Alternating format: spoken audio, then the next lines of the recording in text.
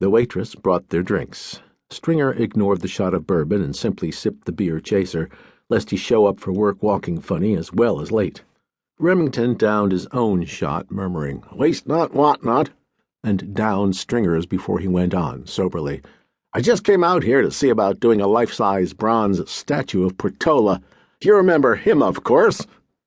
Stringer chuckled dryly and replied, "A mite before my time if we're talking about the Spanish gent who settled Frisco Bay. I don't see why anyone would be all that concerned with you or even Richard Harding Davis reporting on the Portola expedition of 16 whatever. They must think you're out here to draw pictures of something else." Remington sighed and said, "Tell me something I might not have already guessed. You're covering the news regular here, Mikhail. You'd know if anything big was breaking out this way, right?" Stringer nodded, but said, "I doubt I'd share it with William Randolph Hearst for free, but to settle your mind for old time's sake. I can't think of anything wilder than the troops over at Fort Mason embarking for the Philippines. I don't think that's supposed to be a secret.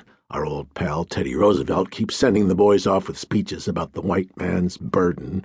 I just can't see him sending you warnings not to report the story, or, hell, draw pictures of naked ladies striding up the gangplanks."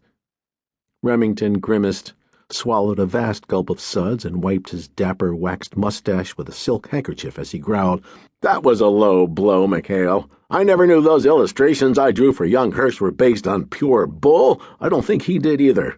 We got it from hitherto reliable sources that the Spanish were stripping and searching American women on the Havana docks. In any event, I'm not doing that sort of work now. These days the public seems to demand photographs instead of sketches of big news events." He finished the last of his beer and added, "I don't know why. Even when a photographer happens to be right on the scene, the results are so blurred and muddy next to a good line drawing." Stringer said, "I know.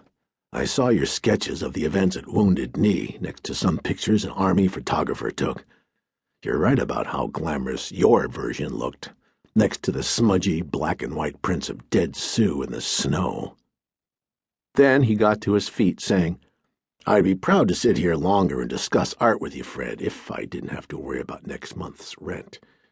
I've no idea who could be trying to keep you from